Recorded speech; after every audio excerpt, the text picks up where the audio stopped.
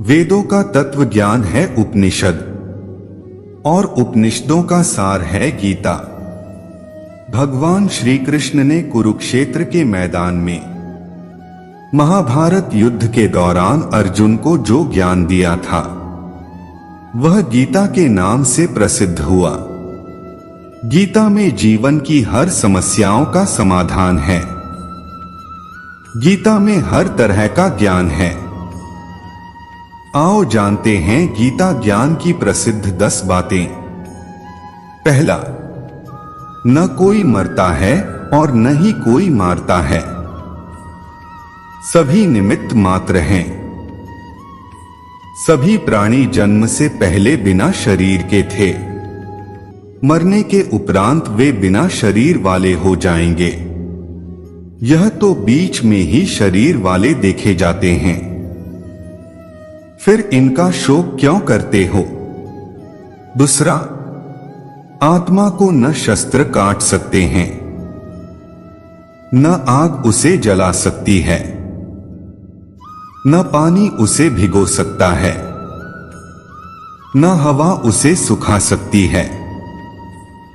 तीसरा, हे अर्जुन, तू न शोक करने योग्य मनुष्यों के लिए शोक करता है और पंडितों के वचनों को कहता है, परंतु जिनके प्राण चले गए हैं उनके लिए और जिनके प्राण नहीं गए हैं उनके लिए भी पंडित जन शोक नहीं करते। एक न एक दिन सभी मारे जाएंगे। कोई आज मर रहा है तो कोई कल मरेगा।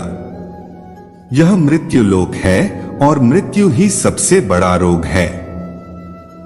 मृत्यु को छोड़कर अमृत के बारे में सोचो। चौथा, कर्म पर ही तुम्हारा अधिकार है, लेकिन कर्म के फलों में कभी नहीं। इसलिए कर्म को फल के लिए मत करो और न ही काम करने में तुम्हारी आसक्ति हो जिसका मन अपने वश में है। जो जितेंद्रिय एवं विशुद्ध अंतःकरण वाला है और संपूर्ण प्राणियों का आत्मरूप परमात्मा ही जिसका आत्मा है, ऐसा कर्मयोगी कर्म करता हुआ भी लिप्त नहीं होता। कर्मों में कुशलता को ही योग कहते हैं। पांचवा, क्रोध से मनुष्य की मति मारी जाती है, यानी मूढ़ हो जाती है, जिससे स्मृति भ्रमित हो जाती है।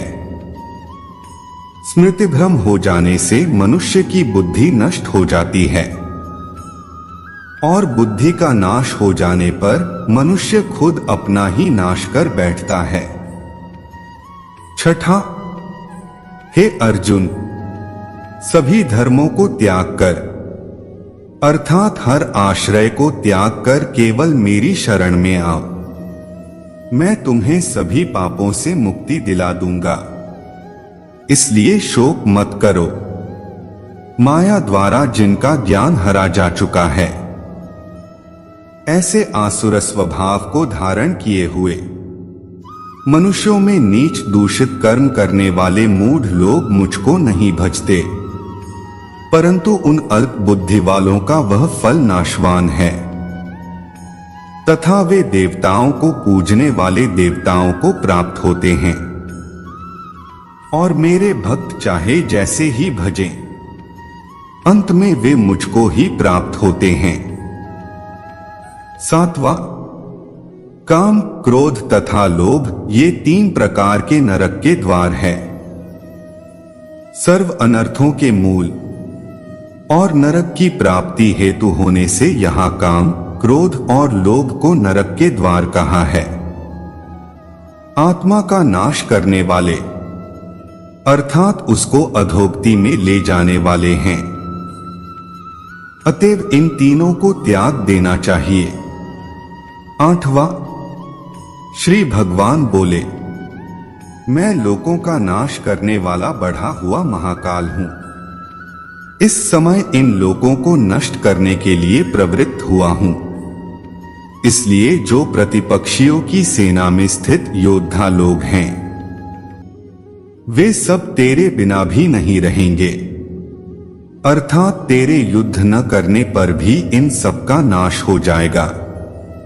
9वां, जगत के ये दो प्रकार है, शुक्ल और कृष्ण, अर्थात देवयान और पितृयान मार्ग सनातन माने गए हैं। इनमें एक द्वार गए मृत्यु को प्राप्त हुए वापस नहीं लौटना पड़ता, वह परमति को प्राप्त होता है, और दूसरे के द्वारा गया हुआ फिर वापस आता है, अर्थात जन्म मृत्यु को प्राप्त होता है। 10वां, क्यों व्यर्थ की चिंता करते हो, किससे व्यर्थ डरते हो, कौन तुम्हें मार सकता है।